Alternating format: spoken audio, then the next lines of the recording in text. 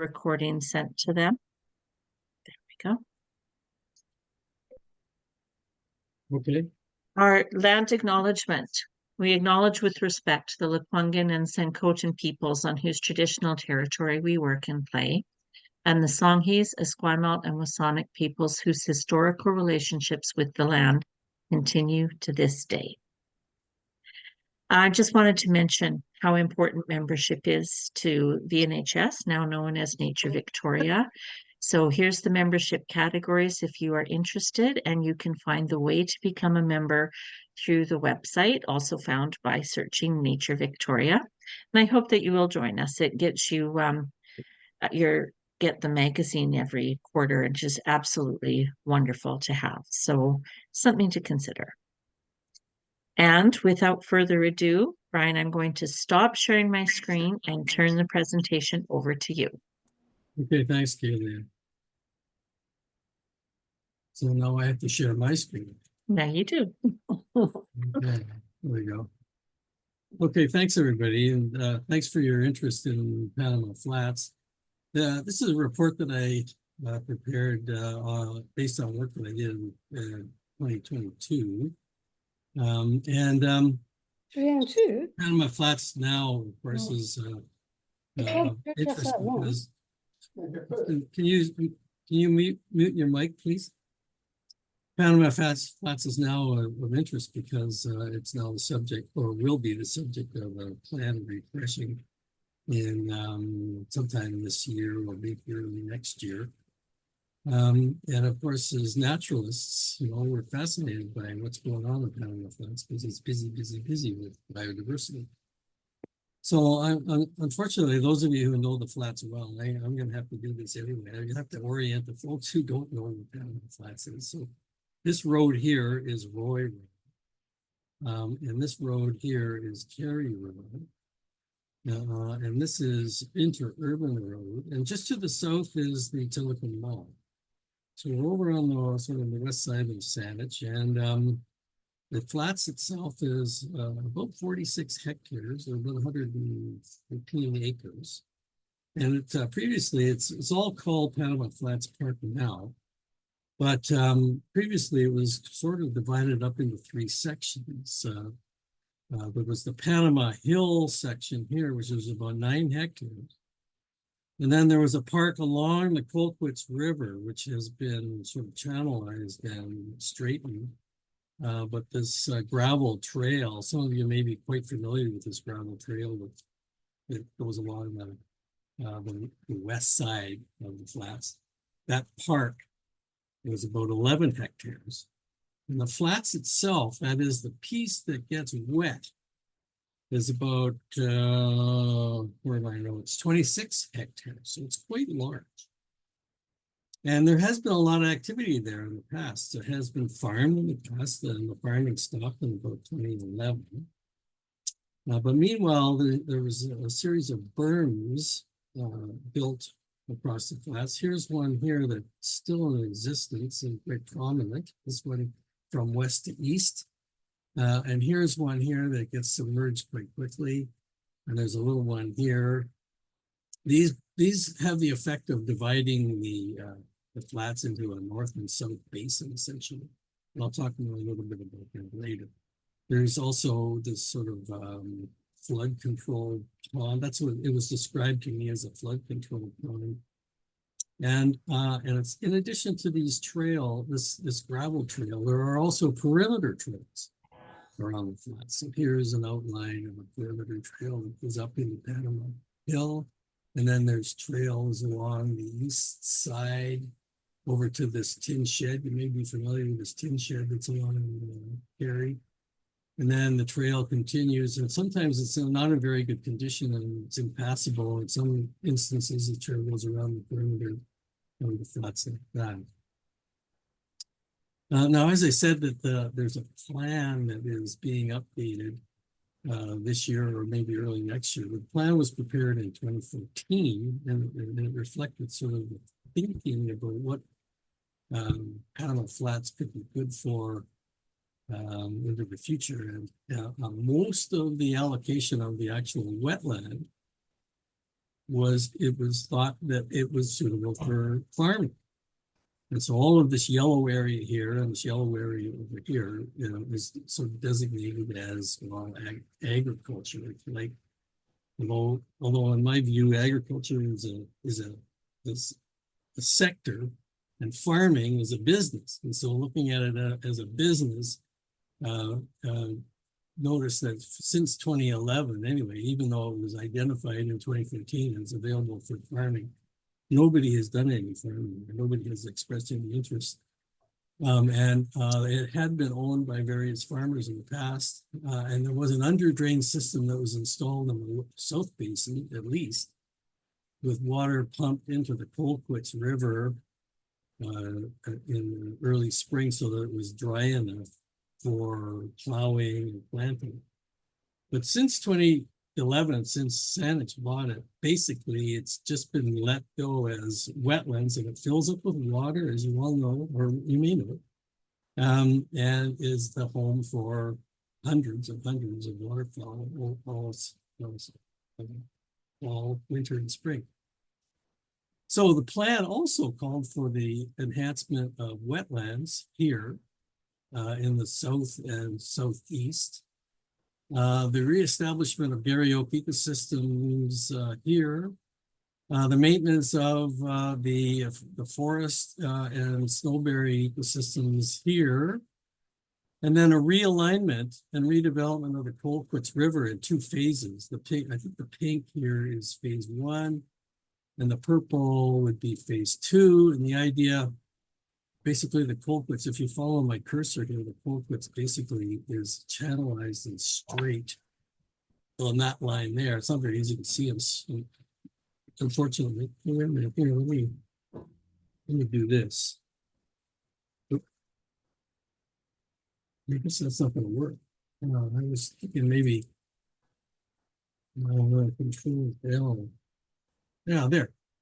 Okay, so it's not very easy to see, but the idea, this blue dotted line here, the idea would be to create some sinuosity in the Colquitts and return it to what might have been the traditional channel instead of the channelized version that we have there today. So that was phase 1, and then phase 2 is up here.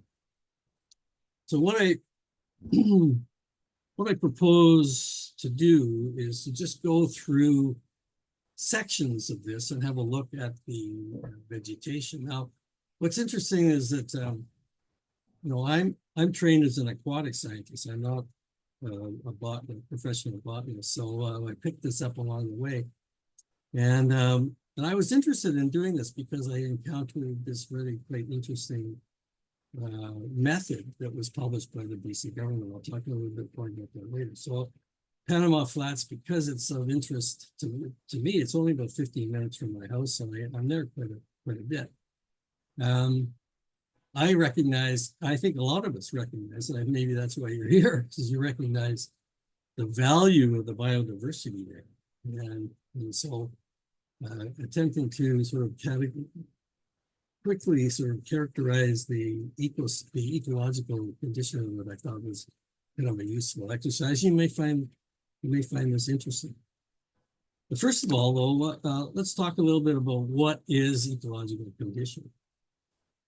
Basically, it's an assessment of the composition, structure, and function of ecological communities. And in this report, I'm focusing more on the composition and structure than I am on the function. Condition is usually ranked from good to poor. And there's over 40 different approaches to assessing the ecological condition. And a lot of them are developed for wetlands. Some of them are just sort of bench study kind of approaches or computer application kind of approaches. But the ones that really stick in my mind are the ones that have methods that are clear, that have relevant metrics, and that should be a method that's repeatable and involves an on-site investigation. I mean, can you imagine doing an ecological condition assessment and not going to the site?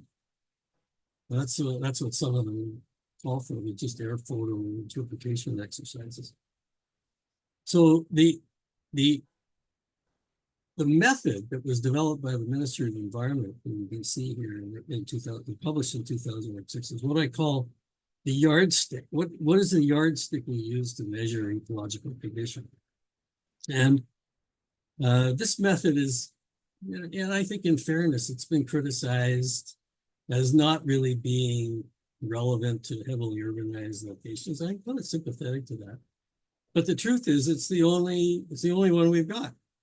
And so I used it as kind of as a right out of the box, so to speak, to do this assessment. And it involves 4 condition categories: excellent, good, fair, and poor. An excellent condition simply means typical undisturbed vegetation, no soil removed, no change to natural disturbance regime. And essentially in urban Saanich and maybe even Greater Victoria, finding an ecosystem in excellent ecological condition is probably a huge challenge. Good is a little more relaxed, mature sural vegetation or no construction evidence, although there is that tin shed on the east side of the flats. Wetland and riparian areas are largely intact, have a largely intact hydrological regime. And we know the hydrological regime, that is the water flowing in and out of the Panama Flats, has been radically altered over the years. Less than 5% cover of invasive species. And this is a key variable that is really relevant to this report. Fair condition involves some disturbance on the site, some significant alteration of the hydrologic regime, and a cover of invasive species from 5 to 20%. And poor condition, according to the yardstick published by the ministry, would be, significant disturbance, including soil removal or even soil deposition. Invasive species may dominate a vegetation layer, a total more than 20% cover. And there'd be permanent structures on the site. These criteria are important, and these are what I was using when I was assessing the condition on the flats. How do they apply? What conclusions can we draw about Panama Flats based on these criteria? Let's start. Let's see. Let's start in the southwest corner. This is using the plan generated by the landscape architects in 2014. So this green area is mostly reed canary grass. In fact, reed canary grass goes way out into where this plan calls for farming. This area here is mostly reed canary grass and also some lots of blackberry canes, some native rose bush, and some small black cottonwoods in here. This area is, as I say, dominated by reed canary grasses, and in my view anyways, in using the yardstick that I've just described as in poor ecological condition. Here's a picture of what it looks like this fall. So you probably recognize this if you walk the gravel trail and you look to the east. You see this large field of reed canary grass. The next segment up involves several complex areas, including the berm that goes across the flats, starting maybe about here, I guess. Anyway, there's this flood control pond. It's kind of interesting. There's usually a few interesting ducks in there. And I've seen, or heard, I should say, Virginia rails and the cattails here at the north end of it. Sometimes it dries in the summer. It dries to just flaky mud in the summertime.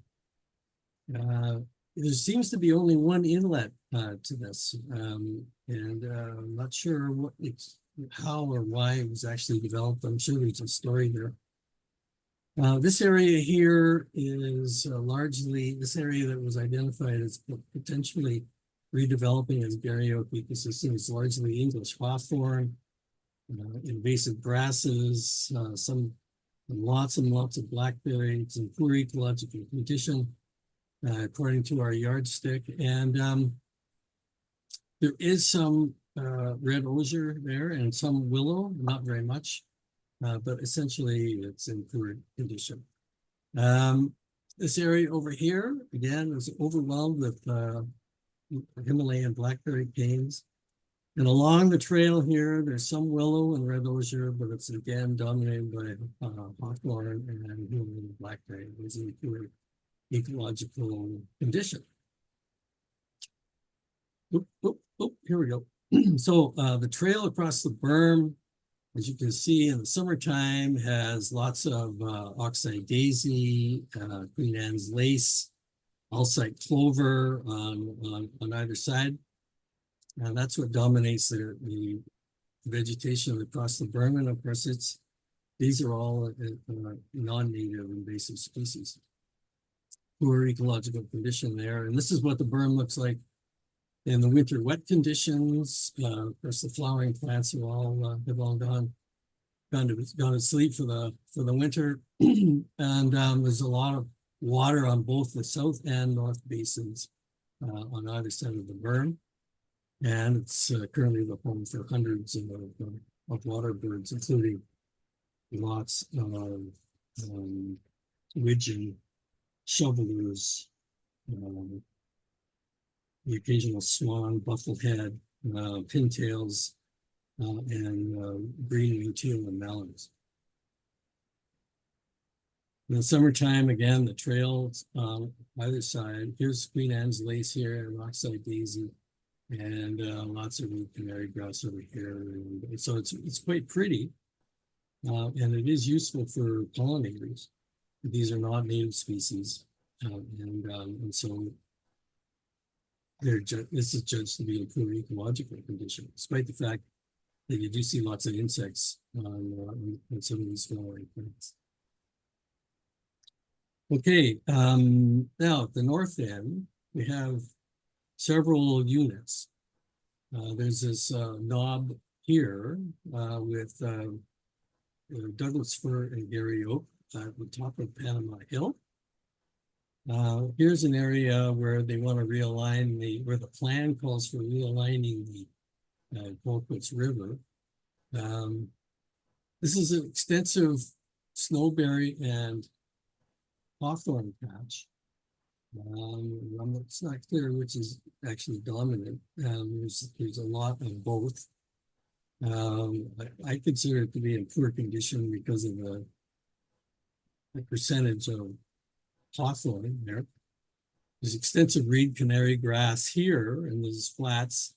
And the Wilkes River runs channelized and through here. It runs through here. And this is an area where they want to redevelop the channel, or the plan calls for redeveloping the channel. And here in this slope is an extensive area of hawthorn with some red osier agronomic grasses that's in poor ecological condition. This is a nice grove of Douglas fir and Gary oak right here at the top. I consider this to be in fair ecological condition. The south-facing slope leading up to the top of the hill is dominated by agronomic grasses and this English hawthorn, invasive English hawthorn. And there's a spreading scourge of, this is teasel. Teasel is quite interesting. You've probably seen it in florist shops and stuff. But it's useless to wildlife. It's not eaten by insects. It's not eaten by any wildlife. It's spreading quite a bit in the area around that flood control pond and up the slope toward the top of Panama Hill. It's a lot of it.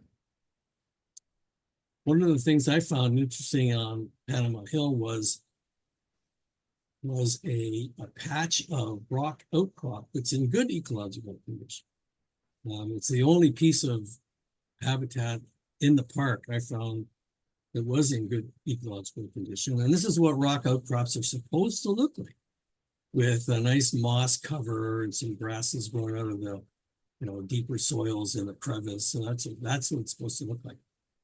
Elsewhere on Panama Hill, foot traffic has pounded, the mosses to dust. So when it desiccates in the summer, foot traffic basically breaks it up, and when it starts to rain, it just goes away. So it's unfortunate, but that's the cost, I guess, of opening up to public recreation. Now, when we go over to the northeast part of Panama Flats, the perimeter trail is this yellow line here. And there's an interesting sort of drainage ditch along between the trail and the properties along Erie Road. And this area here has some shrubbery in it, red osier, dogwood, and lots of willow through here, agronomic grass, lots of reed canary grass, of course. And this drainage canal here sometimes has quite a lot of water in it, but it doesn't seem to be flowing anywhere. It's not clear where this water comes from or where it goes. I'm sure the engineering department has a map someplace that shows how it's connected to the flats. But this part of the flats tends to dry fairly soon in the spring. And we're not sure where this water goes or how it gets from here into the flats, or if it gets into the flats. In any event, the path itself is populated mostly by invasive flowering plants and a lot of Himalayan blackberry. So here's the trail that goes along. Here's a wall of blackberry, and here's the ditch, or the channel that's along between the trail and the properties along Cary Road. And again, reed canary grass, agronomic grasses, a few small shrubs, and lots of Himalayan blackberry, poor ecological condition. Now in the southeast, there's heavy growth of blackberry along the trail and on either side of the trail. There's some willow, spirea along the trail. And the ground cover is blackberry and reed canary grass in here. There's kind of an intriguing wet spot here on the Cary Road side of the perimeter trail. And over here is more wet spot. It's on the plans designated, kind of identified for farming. It's in the same yellow color as this. Over here, it's sort of identified for farming, but it's kind of an interesting spot. I mean, when you look at the air photo, it's not clear whether this is tree shadow or wet spots. I think maybe it's a little bit of both. When you walk along this trail, here's a trail here. When you walk along the trail, there's quite a lot of wet spot in here, and lots of water birds in those wet spots. In addition to that, the reed canary grass over here, there's quite a lot of what we call scentless, what I call the scentless bayweed, which is a composite plant. And also the Vancouver Island beggar chicks is growing in this area here, and also to the west.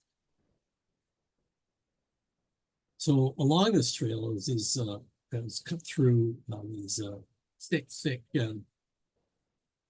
Himalayan blackberry canes. You got these walls. This stuff is 6, 7, maybe even 8 feet tall. So it's like the corn maze, only a lot more painful. Here's one of the trails coming along and getting wider in a wet spot. And the problem here, of course, is that people walk around the edge of the wet spot so they avoid the mud, but it makes the trail wider. And So we lose trailside habitat doing that. And also, who knows how wide this is going to get. One of the ways of dealing with a thing like this is to harden the surface of the trail by putting bark mulch or gravel or something else that means that people are not going to be walking around the sides of it and widening this particular spot. There's a lot of these examples along the trail, especially on the east side of the flats. So as I said, the north half of the flats is dominated by, it dries earlier than the south part of the flats, and the south basin of the flats, it dries earlier, and it's dominated by various flowering plants in the summertime, but there has not been, I don't think, a complete inventory of what's there. I have not The been volume on this stupid thing. I've not been out there You know personally. where the volume is on our computer? Could Okay. you mute your mic, please? Thanks. And then Full screen, this, full screen. could you mute your mic, please? Thanks.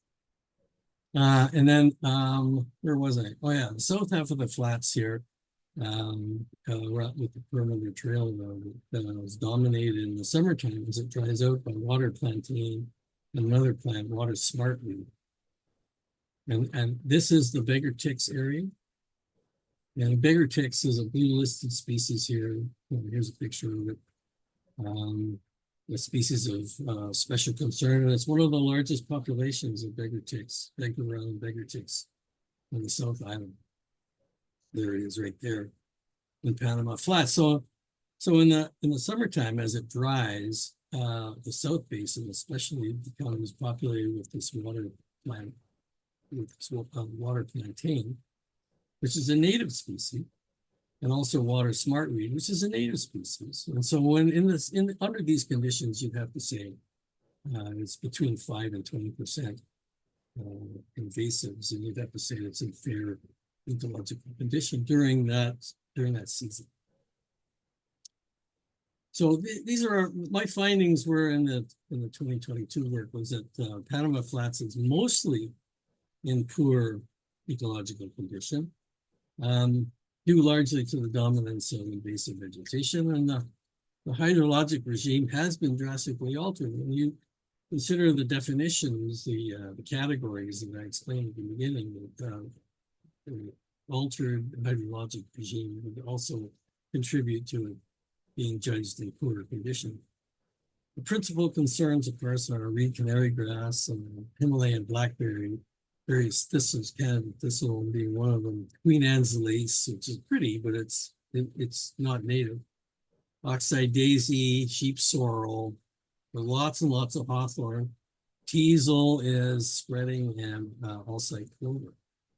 So the native species that we see there include native rose, various willows, red osier, ossoberry, black, that should be black cottonwood there, not black cottonwood. Douglas fir, Gary oak, cattail, and water parsley. But it does need, I think, a more comprehensive vegetation inventory. As I say, I'm not a professional botanist. I'm just doing this sort of out of personal interest, and but it could use, I think, a more comprehensive vegetation inventory would be really useful, especially in the North Basin. So what is it about non-native invasive plant species that's the problem? Well, this is my take, okay? Plants, of course, as we know, form the basis of the food chain. Non-native and invasive plants often don't support the same number of insect consumers as native plants. And one of the interesting things that I've discovered recently is a book by Doug Ptolemy called Nature's Best Hope. I think you can see that. Ptolemy's book includes a lot of examples of where native versus non-native species, native species benefit higher trophic levels of birds and mammals than non-native species. Let me give you one example.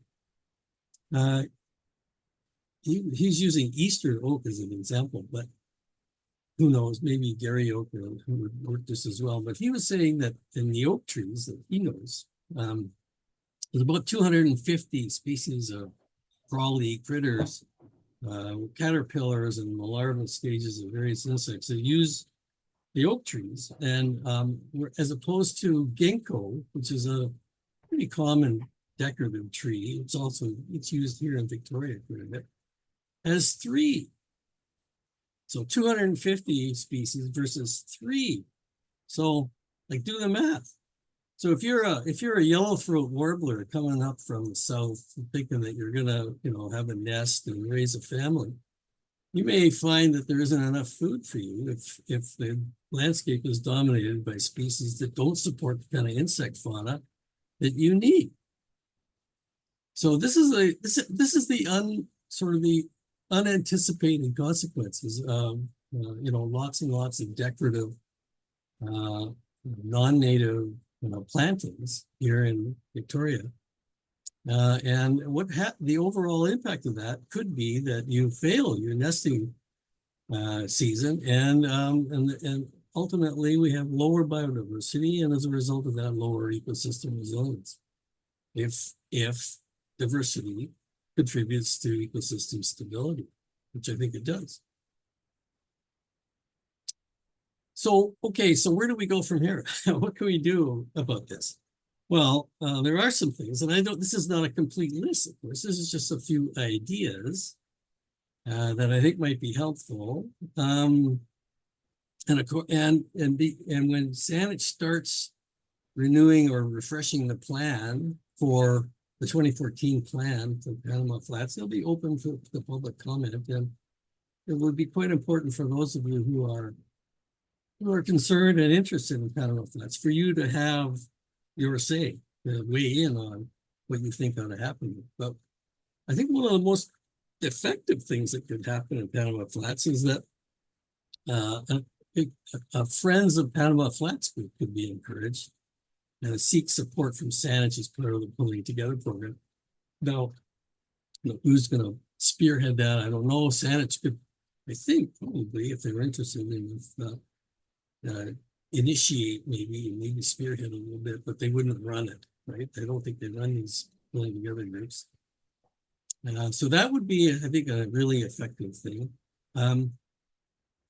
Removing the hawthorn and planting Gary Oak on the side hill or Panama Hill, I think would be quite impactful, although the young Gary Oak trees need to be irrigated somehow, and that's a challenge. We're trying to get rid of the teasel and the field bindweed, which is spreading quite seriously there in the flats. And also the Himalayan blackberry, which is obviously really a challenge. You have to dig the whole root wad out, try to get rid of it. They could plant more willow, more red osier, more spirea, more hardhack, as it's also known as, and then Saskatoon berry. Like, where are the Saskatoon berries? How come there aren't Saskatoon berries there? That's a perfect place for Saskatoon berries. And then some species have to be watched out for. So the invasive narrow-leaf cattail can take over a marsh pretty quickly, or wetland pretty quickly. Purple loosestrife and other noxious weeds, we have to be alert for those. And then the other interesting and potentially important piece would be to think about or experiment with adjusting the hydrology in the flats, because it does periodic flood, and then the water recedes, to help control the encroachment of reed canary grass. Right now, they mow it every couple of years around the edges of the wetland in order to prevent it from encroaching further into the wetland. But there is some literature that suggests that just raising the water level about 20 centimeters, about 8 inches, 8-9 inches, is effective in forestalling the encroachment of reed canary grass. And so some experimentation or maybe some trials or something to help do that, in addition to perhaps the mowing, or change the seasonality of the mowing, could be effective in helping to control the encroachment by reed canary grass. But getting rid of the reed canary grass, I think, would be a huge challenge. I'm not sure it's even worth tackling.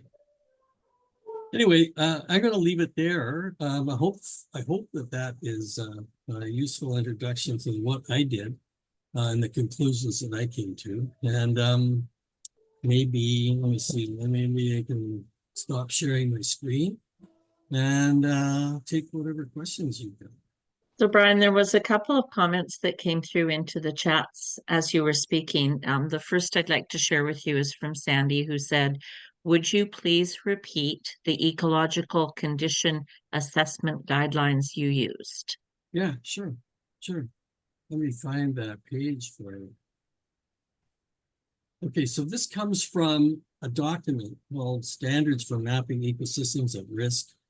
This is the Ministry of Environment in BC, 2006.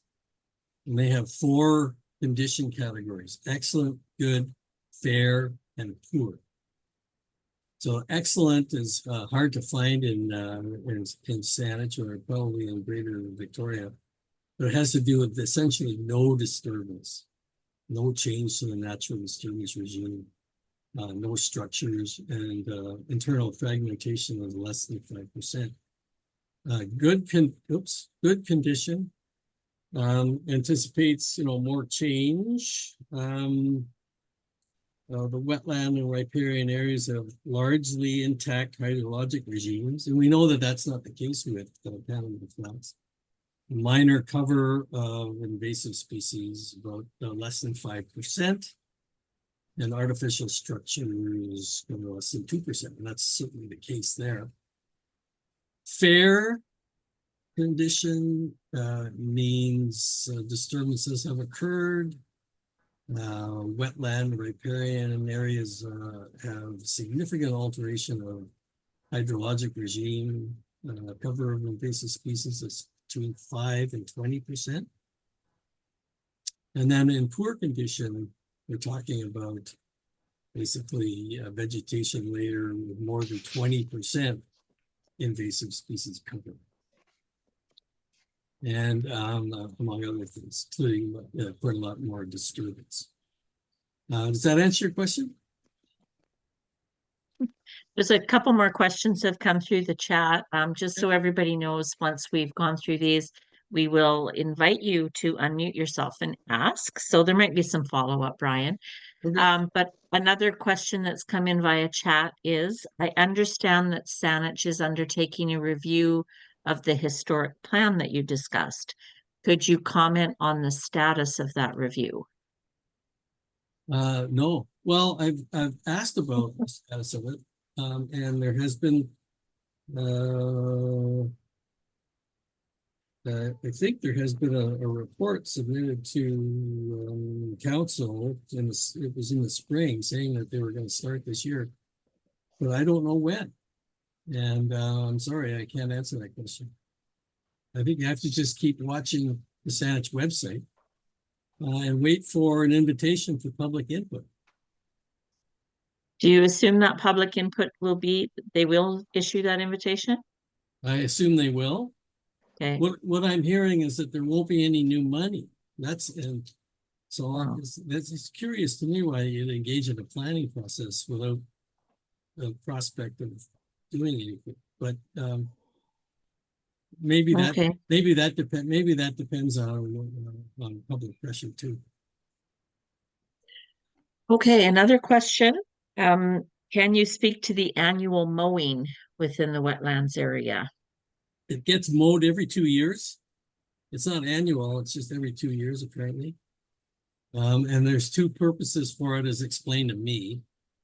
One is that it keeps down the rotting vegetation and the smell from that is bothering certain neighbors, and they complain about that to Saanich. That's one. And the other is that they mow it because they think around the perimeter of the wetland, because they think that forestalls or prevents further encroachment of the reed canary grass into the wetland.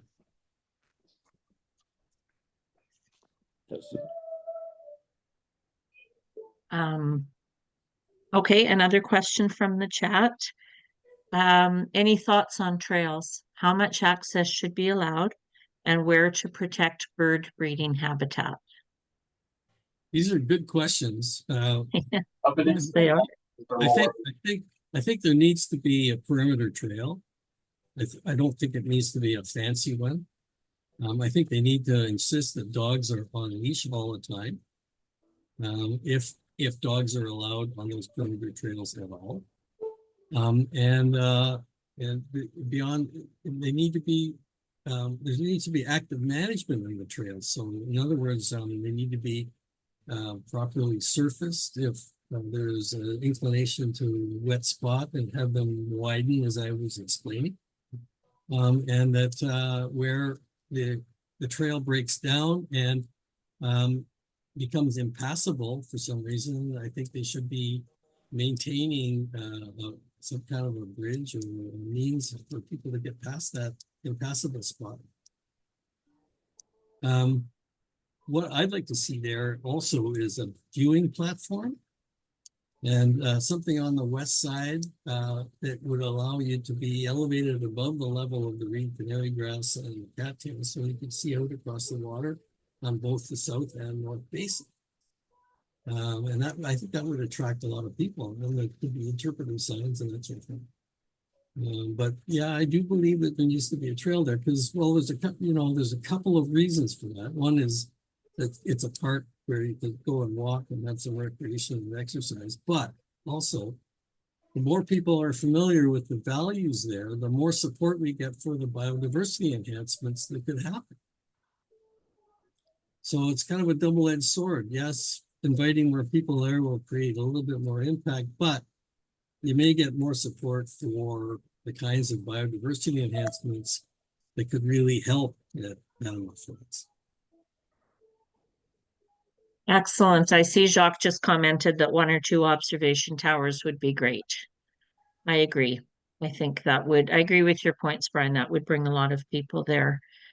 At this point, I'm not seeing further questions coming through the chat, so I invite you to put your hand up or unmute yourself and ask if there's anything left that you'd like to know about. How do I stop sharing that? Down at the bottom, Yeah. you should have a menu, and just turn share off.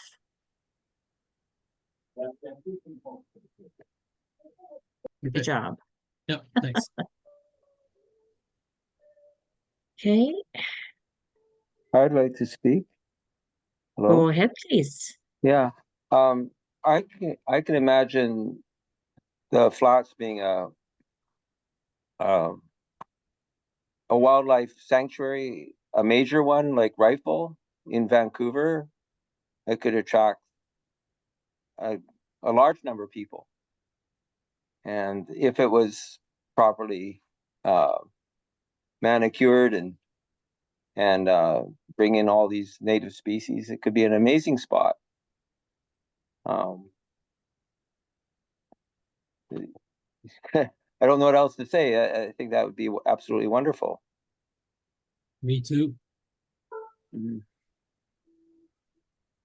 So it will be very important if Saanich Yeah. asks for input. It will be important for these ideas to be brought forward, Right. I think. Is there anyone else? Oh, sorry. Go ahead, David. I wouldn't mind getting involved in that aspect of things.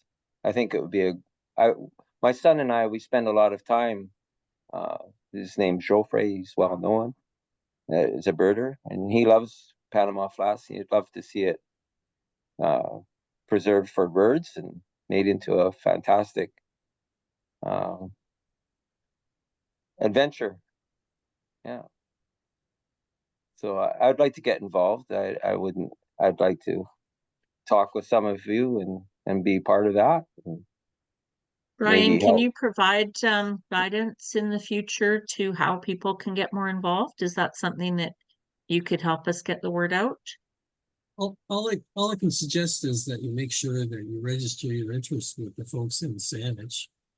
I'm a member of Nature Victoria, and I'm going to be encouraging Nature Victoria, the group Nature Victoria, to make a submission to Saanich with our views on what we think should happen in Panama Flats. So it's a biodiversity hotspot, and it's a diamond in the rough. It's, as you say, as David says, it's a place where I think we can make a major impact if we work together to support the kinds of things that we'd like to see happen. Absolutely. Thank you for doing that, Brian. Thank you for taking the lead and educating us about all of this, but also helping us to see what can be done and what actions we can take. I don't see any other questions coming in. Does anyone else have anything? Jack's got his hand up. Great. Yes, I would like to add something quickly. This site has enormous potential. Good news is that it is in Saanich. So Saanich has a professional park system, a lot of expertise. So if it were in another municipality, I think it would be less likely to happen. So the fact that it is in Saanich is good news. I think we should pursue this, Nature Victoria, through a Friends of Panama Flats or otherwise.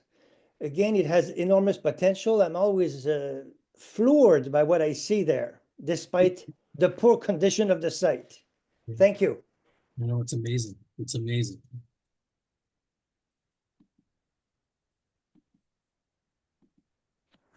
All right. Well, I think, Brian, that on behalf of everyone here, I want to say thank you. That was really interesting and helpful, especially to someone like me who doesn't know the site as well as I'd like to.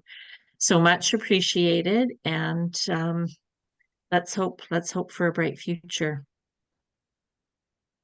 I'm sure there's over 200 species have been seen there, and many, many rarities as well. Yes.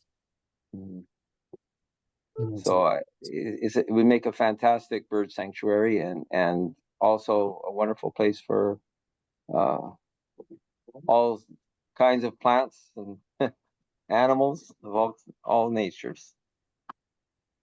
So I'd love to be involved. So who do I contact? Who should I work with here?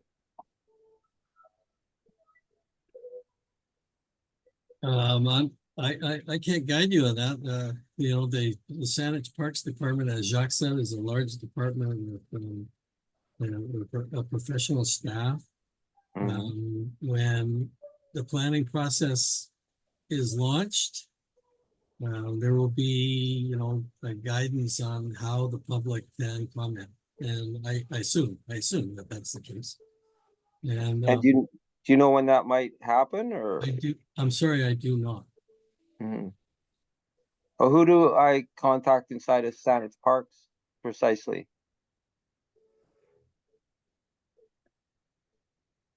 Well, I think I would start with maybe the chief planner, a guy named Paul DeGrief. He's the manager of planning there. Maybe contact him, and if he's the wrong person to contact, he'll let you know who to contact. Right. Okay. Yeah. Okay. We'll do that. What about Darren Copley? Good idea. He would be fantastic. He would be great. He's had lots of experience as on the board at Swan Lake, for example, over many years. He's a good speaker. He and Claudia have been very involved. So I encourage all of you to get involved somehow and get organized and make something happen there. Wonderful. Yeah. All right. Thank you, Brian. I'm going to end the meeting now with great thanks to you and great thanks to everybody for your interest in this project. I would take a list of people's emails if they'd like to email me, and we'll figure out who can lead this. I would be willing to do things. Absolutely. David, can you put your email address into our chat, please? I don't know how. Oh, okay. I'll tell you what it is, and maybe you could. DNEWELL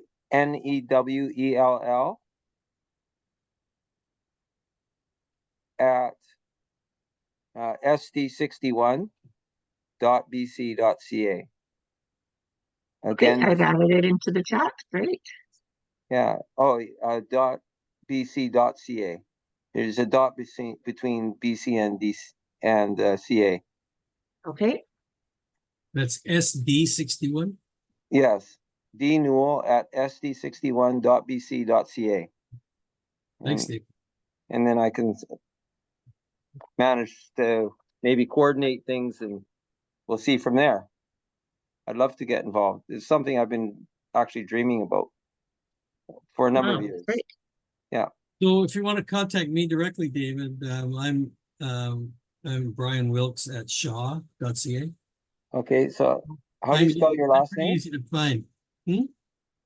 Brian Wilkes, WILKES ES. at Yeah. shaw.ca. Yep. Okay. I'm pretty easy to find. Yeah. Yeah, I see a few people's names here too that I recognize.